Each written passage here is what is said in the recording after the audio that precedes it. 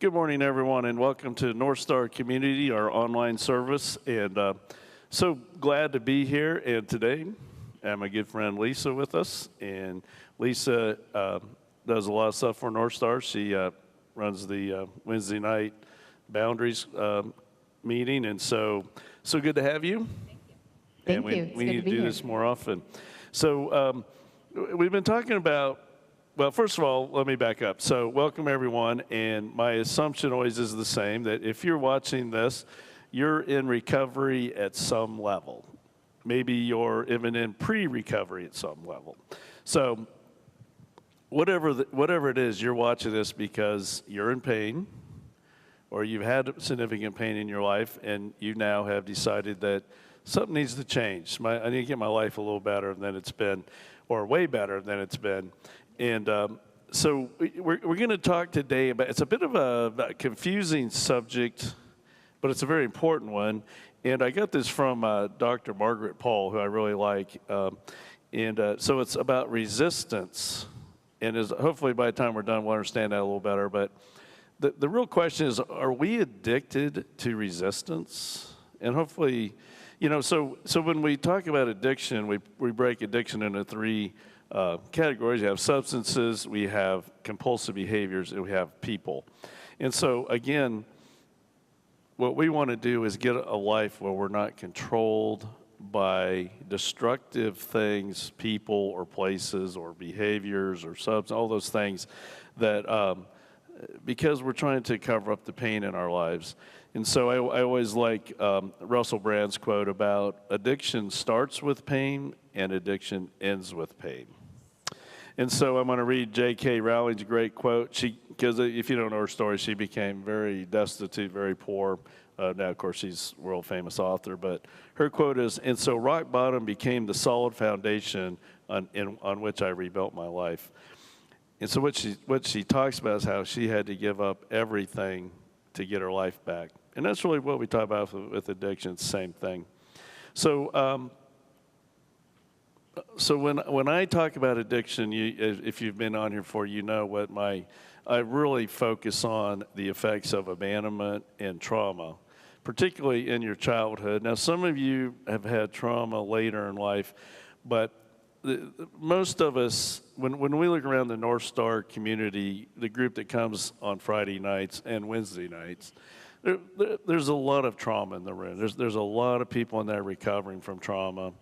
And it's just, it just overwhelms us, and it takes over our lives. And the problem, again, is for many of us who experienced trauma as children, we were living in dysfunctional family units. And so the family unit was so dysfunctional, it couldn't talk about it either. So our trauma was met with silence. And that's what destroys us. And so what really happened to many of us were, not only we experienced trauma on an ongoing basis, and we were unable to escape it or get away from it. And that's what creates so much of the damage in our lives now. And that's why things like substances become so attractive to us, because it takes away the pain for a little bit. Compulsive behaviors, it helps us forget about who we are for a little bit. Or we get with people and work real hard to control them and to be controlled and everything else, because these people are going to make us happy. And so it just doesn't work very well. And so then what we're talking about, and what I think most of us are addicted to, is toxic shame, where we see ourselves very negatively on an ongoing basis, and we work really hard to keep that going. And that's what the resistance is about. And then we also always believe we're never enough, and we always, at best, hope for mediocrity. So that's where I come from when I'm talking about addiction and addiction recovery, is the awareness to see what trauma's done and then start building on it. So, Lisa, you spend a lot of time with Boundaries, right? And also Yes. the other stuff. But tell us a little bit about that. Yeah, boundaries. When you're talking, I hear, the trauma and abandonment. It creates shame. It creates a lot of things. It creates habits. It creates habits of survival and safety. So that becomes our primary objective, is to remain safe and to survive. And we have habitual behaviors to avoid pain. And boundaries really is the opposite of all that. Boundaries is taking care of our property. And it's recovery, it's surrender, it's God's order. We learn to stop controlling people, their feelings, their behaviors. We learn to stop controlling our own feelings and behaviors, stop trying to control outcomes, because that's what we're trying to do. We have habitual behavior to avoid pain. We are going to make sure that nothing is uncomfortable in our lives or others, and really it just creates insanity, and it creates walls, so that we don't let God's love in, we don't let others' love in.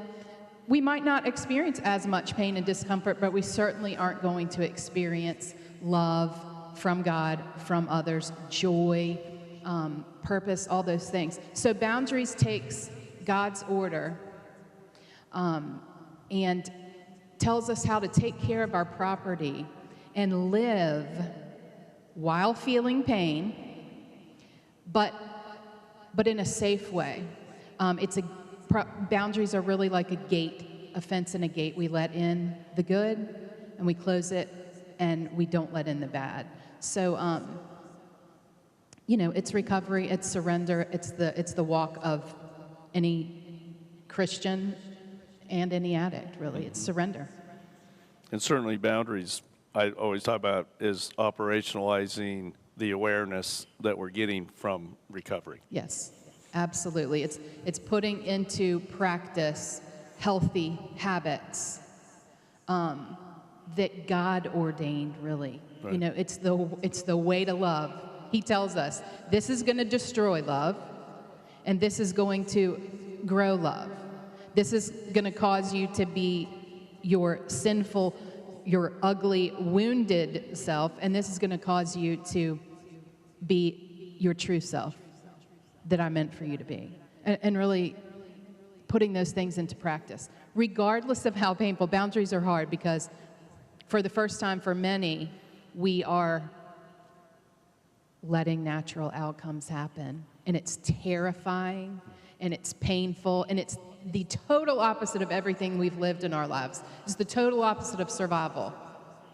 But it does lead to freedom. It does lead to joy. I mean, you've seen it. People out here who are in NorthStar, we see it. We see people just like coming to life before our eyes, and learning how to love and learning how to feel, and it's a beautiful thing. It is. Yeah. So I'm going to read Romans 7, which I just love this scripture, and I haven't imposed it upon us in a while. So we're going to read it. It's long, but I think it's important that you hear the entire part, because this is Paul writing this, and he's talking about himself. So again, for you that haven't grown up in the church, Paul wrote over half of the New Testament. He is revered as, the guy that really brought Christianity to us, the non-Jewish people. He was, and for you that may not understand how important that is, that's dramatic, because the Jewish people, they were the chosen people, and so that was a paradigm shift to say, well, we need to get everybody in the kingdom of God. So let me read this to you. So this is Paul talking about himself. And Paul was a very devout, very rigid, probably not very healthy religious person. And he's talking about how he started to see that. And I think we can equate to it in our addictions. So don't you remember how it was? I do perfectly well. The law code started out as an excellent piece of work. What happened, though, was that sin found a way to pervert the command into a temptation, making a piece of forbidden fruit out of it. So think about us. We talk about compulsive behaviors. If you're online social media, that's not a problem. When you're online social media for 7 hours a day and your whole self-worth is built around, that's a problem. And that's what he's talking about here. It became too much. The law code, instead of being used to guide me, was used to seduce me. Without all the paraphernalia of the law code, sin looked pretty dull and lifeless, and I went along without paying much attention to it. But once sin got its hands on the law code and decked itself out in all that finery, I was fooled and fell for it again. So you know how many of us have talked about, oh my goodness, when I got started being addictive, I went full speed ahead because it felt good, right? It was seductive, it fooled me, but it's what I needed at that time to survive. The very command that was supposed to guide me into life was cleverly used to trip me up, throwing me headlong. So sin was plenty alive, and I was stone dead. But the law code itself is God's good and common sense, each command sane and holy counsel. I can already hear your next question. Does that mean I can't even trust what is good? Is good just as dangerous as evil? No, again. Sin simply did what sin is so famous for doing, using the good as a cover to tempt me to do what would finally destroy me. By hiding within God's good commandment, sin did far more mischief than it could ever have accomplished on its own. I can already hear your next question. Does that mean I can't even trust what is good? Is good just as dangerous as evil? No, again, I already read that, didn't I? If I can anticipate the response is coming, I know that all God's commands are spiritual, but I'm not. Isn't this also your experience? Yes, I'm full of myself. After all, I spent a long time in sin's prison. What I don't understand about myself is that I decide to one way, but then I act another, doing things I absolutely despise. Ta-da, all of us. So if I can't be trusted to figure out what is best for myself and then do it, it becomes obvious that God's command is necessary. But I need something more. For I know the law, but still can't keep it. And if the power of sin within me keeps sabotaging my best intentions, I obviously need help. I realize that I don't have what it takes. I can will it, but I can't do it. How many of us have said, I got to stop? Today's the last day. I'm quitting right now. My decisions, such as they are, don't result in actions. Something has gone wrong deep within me and gets the better of me every time. It happens so regularly that it's predictable. The moment I decide to do good, sin is there to trip me up. I truly delight in God's commands, but it's pretty obvious that not all of me joins in that delight. Parts of me covertly rebel, and just when I least expect it, they take charge. He's starting to get this sense of the pain that we feel when we just can't do it. I've tried everything and nothing helps. I'm at the end of my rope. Is there no one who can do anything for me? Isn't that the real question? So you hear his despair. All of us relate to that one. The answer, thank God, is that Jesus Christ can and does. He acted to set things right in this life of contradictions where I want to serve God with all my heart and mind, but am pulled by the influence of sin to do something totally different. And I always point out here, I really like the way he ends this chapter because he's not saying, and then I got it, and we're just in concert with each other, and everything's perfect now. He's not saying that. He's saying this is going to be a struggle. Now, when we go to Romans 8:1, which is the next scripture, he goes, with the arrival of Jesus, the Messiah, that fateful dilemma is resolved.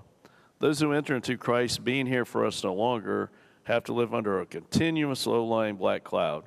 A new power is in operation. The spirit of life in Christ, like a strong wind, has magnificently cleared the air, freeing you from a fated lifetime of brutal tyranny at the hands of sin and death. It's a struggle, right? You wouldn't be watching this if it wasn't. If it was easy to overcome our hurts, habits, hang-ups, you wouldn't be listening to us right now. No, and Romans 7, those last few verses going into 8:1, it really is the first 3 steps, which are the core of recovery. I can't. You can. I'm going to let you. I can't do this, even when I want to. But there's no condemnation, and you can get me free. Jesus, there's therefore now no condemnation. It's the only way through. Yep. Yeah. Yeah, and I say this a lot, and it depends on where you are in your recovery, how well you like hearing this, but I tell family members this when they're suffering through children who are addictive, even though we probably are all part of an addictive cycle there. But, you know, sometimes one of the assumptions I make about us in recovery, most of us are very caring, sensitive, loving people who are broken. And we feel powerless. And so we go out and we find other powerless people to hang with, or we live very powerlessly. Is that a word, powerlessly? Yes, I think it's a great word. But the point, and I always like Dr. Gerald May's take on this was, you know, why are we so addictive? And he goes, you know what? If you look at it from a more eternal point of view as opposed to this moment point of view, sometimes that's when we're the most available spiritually to God, is when we're broken. When we're so broken, we know that we're not going to make it. We lose the game of mercy. We yell mercy. Yes. Yeah, it's too much. Yep. And so that's when we can sometimes become the person we're looking for. Maybe the real person we really were. And then I think about the other thing is for us that have gone through a lot of trauma, a lot of pain, that I always tell people, I want this to eventually become a gift to you. Yes. I know it's hard to hear, particularly if you're going through trauma right now or if you've just recently, but the point is, again, we can't turn the clock back. No. There's nothing, you can only do two things with trauma. You can let it destroy you, or you can let it make you a better person. And that's what recovery is about. And that kind of gets to what we're talking about, resistance here. So we have this, so the symbolic way to describe resistance is, I got to stop doing this right now. This is killing me. It's destroying me. I'm hurting people around me. I need to stop right now. Wait a minute. I'm an adult. I can do whatever I want. Nobody can tell me what to do. We do these things in the same sentence. And I'm sure with boundaries, you see that. People saying, that's it. I'm done. I'm going to start saying no. And it doesn't happen. No, or, I'm going to draw this boundary. I'm going to make that person stop doing this to me. I'm going to get, and then they're like, well, I don't want to be stuck. I don't want to take it back, So you want to control things, but you don't want to control things. You don't want to control your own life, but you want it under control. It's a conundrum, yeah. Oh, yeah. And, because we're really talking about codependency in many ways. So, again, it's always kind of a hard, I think we all kind of understand when it's a little hard to define. But the way I look at it with codependency is we become addicted to people and their views of us, and we, of course, become addicted to our shame. So you take our high need for external validation and combine it with our toxic shame. It's not a good combo. Yeah, and codependency, we did a workbook on our Wednesday nights, and it kind of defined codependency as the inability to have a healthy relationship with self. Right. So you are disconnected from yourself, you're disconnected from God. And when that's the case, you have to have something to focus on, and you have to have a purpose. And usually that is dealing with broken people, addicted people, so that you can rescue and manage and control. And that you are codependent. You need a dependent, addicted, dysfunctional person so that you have purpose and can operate, because that's the only way you know how to operate. Right. Yeah. I always love the kid when people are in my office talking about, who are clearly codependent. And let's be honest, most of us are codependent. We're very humble, don't worry about me, I'm fine, right? We do all that stuff. And I always go, isn't it amazing how controlling we are? Yes. And they're like, what? I'm not controlling? Oh, you're very controlling because you're doing all these things to manipulate because someone couldn't possibly love me as I am. That's not possible with all my toxic shame. So I need to control things. I need to overfunction. I need to underfunction. I need to make sure nothing works too good because I don't want to really get hurt. Yeah, lots going on. Yeah, there's a lot of codependents that come that are not happy to find out that the root is that they are controlling because they're the victims. Exactly. And they just love too much, and they care for everyone, and they don't understand why they're miserable or why people don't look out for them. And it's control. And it's a hard reality to come face to face with. It is that we are really controlling things. And it's such it's such an example of the resistance. So Yes. Let me I'll read this as kind of a definition here, or kind of what we do. So when we set rigid rules, we suppress or we repress. Yes. We set up a power struggle between this authoritarian part of us who says we got to stop, we got to do these things, we got to be angry, we got to control everything. And then we also have the struggle between our permissive, indulgent self. He says, oh, who cares? Let's do anything and everything. And it's so hard. So we think about how much energy you spend on resistance. So, as the outlaw Josie Wales, I know I'm aging myself here, but the great quote in there, Josie Wales says to a bounty hunter who's going to try to arrest him, who isn't going to go well, and he goes, dying ain't much of a living, boy.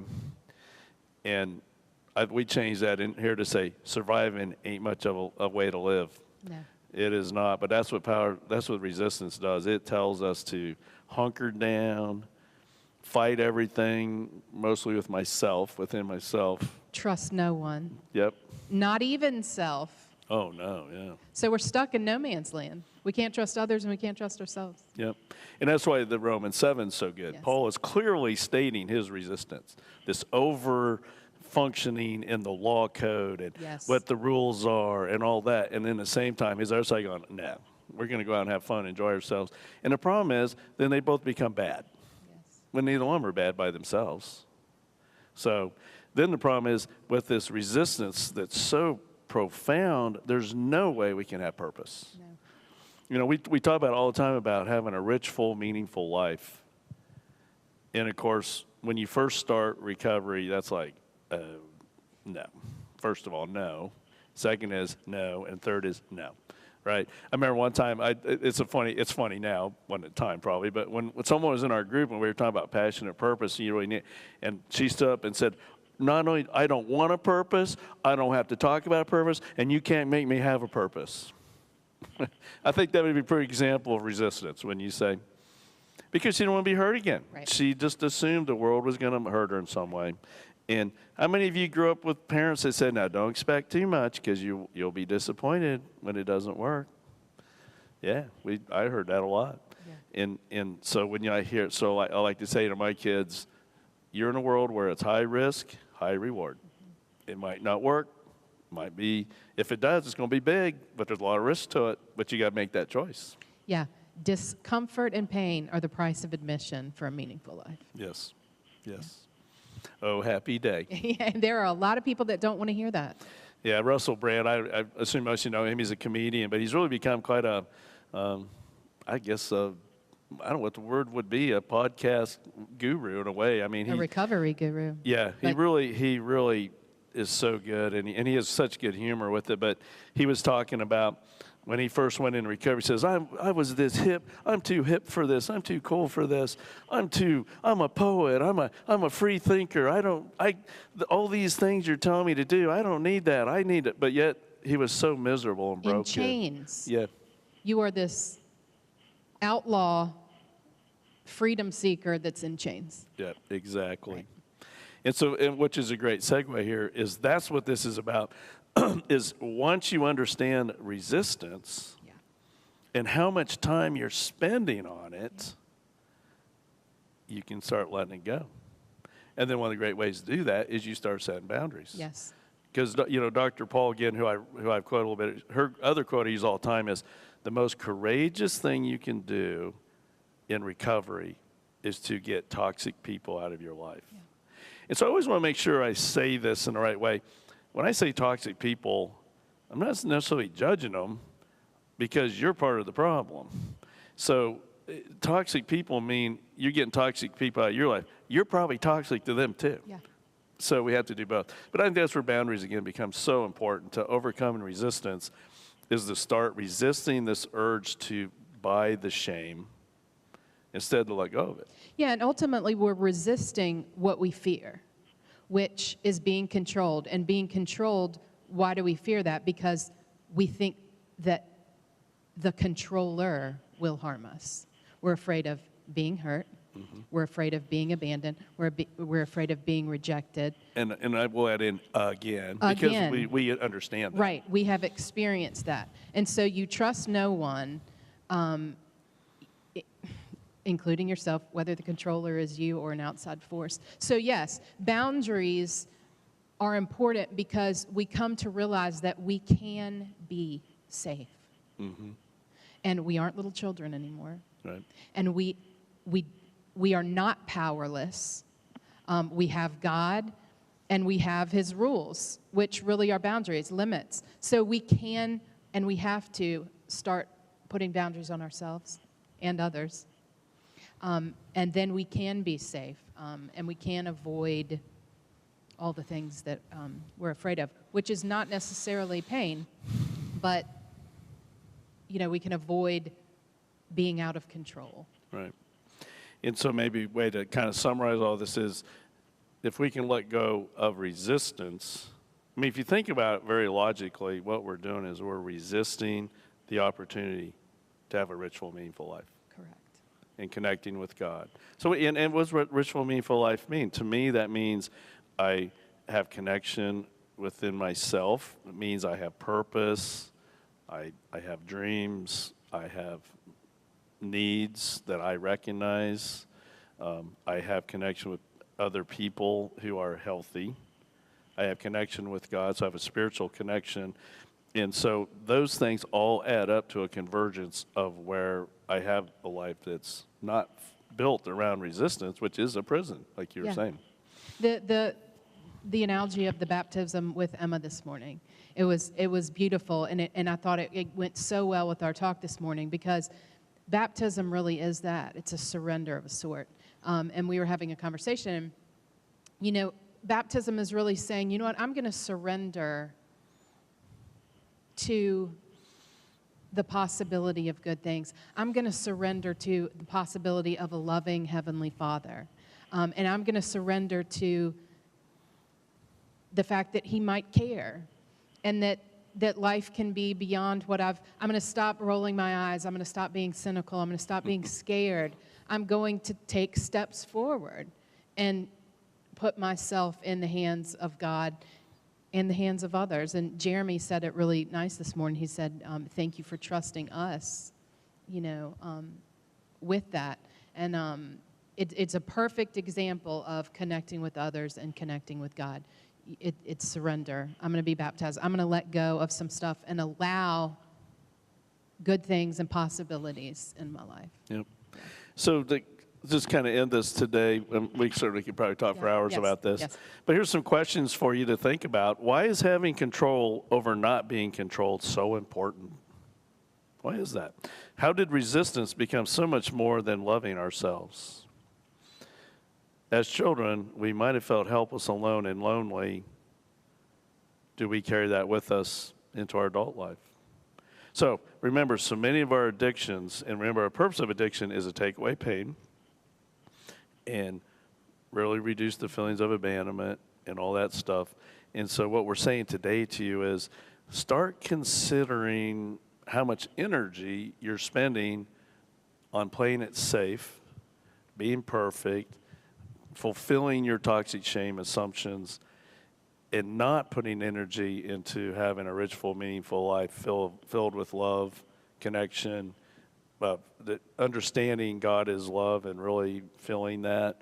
Because in recovery, we work so hard not to understand that. So anyway, anything you'd like to say to close today? Just, you said perfect. Recovery's not perfect. An abundant life isn't perfect. A meaningful life isn't perfect. And pain is a part of it. I mean, ultimately, that's what it comes down to with habitual behavior, to avoid pain.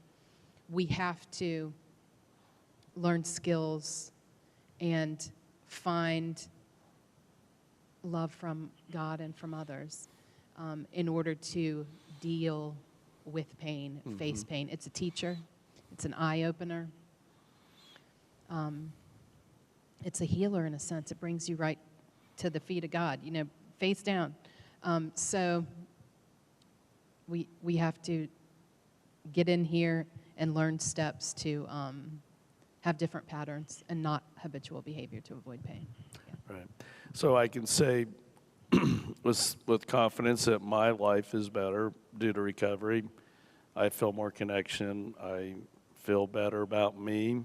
I feel like that makes me more available to others. So I can say my life's better, but it's taken time. There was a time when the phrase, you're going to be thankful for your pain, or thankful that things, I used to be angry about that in my first years of NorthStar. It made me mad, and I didn't see how the things that I experienced that I would ever be thankful for them. And I think I said it Friday night, I am thankful for pain. I'm thankful for the things that I've gone through. They've made me who I am. They've brought me closer to God. They've given me purpose, and that I can help people unravel it. So, yeah. Yep. And we're pretty cool, but we're not cool with anyone else. You guys can do this. You can get on the journey. You can make your life better. You don't have to live in despair and misery and resistance to anything good and controlling everything around you. You really can live a good life. So just if you're here in town, we'd love for you to come join us. We meet on Wednesdays at 6:30 and Fridays at 6:30. We have childcare on both of those meetings, and we have food. And we're, again, not just little hors d'oeuvres here. We have full meals. And so we take away a lot of reasons why you can't come. So come join us. Come, however, we just want you here. It's such a great journey. You won't be judged. You will be loved. You'll be supported. No one's going to tell you what to do. But we all share together, and I think what makes it so valuable is that we all start to discover that maybe our trauma wasn't so unique after all. Maybe we're just like everybody else walking around in Mechanicsville. Right? And I wanted to add, we have a multitude of different kind of people. We have people going through divorce. We have people who are going through grief recovery, who've had people close to them die. We do have alcoholics and addicts and codependents, people that their lives are miserable and out of control, and they don't even know why. Mm-hmm. And then perhaps they come in and discover, but we have a slew of different kind of people. All people and all issues are welcome. Yeah. No, it's a good thing. When you start understanding kind of the logical side of what's gone on in your life, you can start applying logical solutions to it. Yeah. So anyway, and then of course we have this on, we have a support group meeting at 9 a.m. here on Sunday mornings. Again, we have childcare for that too. So please come and join us. If you're not local, welcome. And last I checked, I had at least 14 states have checked in at least once with me on here, and so I'd love to hear from you. If you ever want to contact me, you can email me at csimpson@wgva.church. It's a great way to connect with your family that is in other states. So a lot of people who are going through this recovery process, they can share exactly what they're going through and what they're doing with their family in other places. Online is great for that. Yep, and you can find us on Walnut Grove Baptist Church's YouTube and Facebook channels. So we always end our meetings with the prayer of serenity, and so we're going to do that now. So join with us. God, grant me the serenity to accept the things I cannot change, courage to change the things I can, and wisdom to know the difference. Living one day at a time, enjoying one moment at a time, accepting hardships as a pathway to peace, taking, as Jesus did, the sinful world as it is, not as I would have it, trusting that Jesus will make all things right if I surrender to his will, that I may be reasonably happy in this life and supremely happy with him forever and the next. Amen. So again, Lisa, thanks for joining us. Hopefully you'll see you up here a little bit more. And thank you, Stephen, for your help, and have a good week.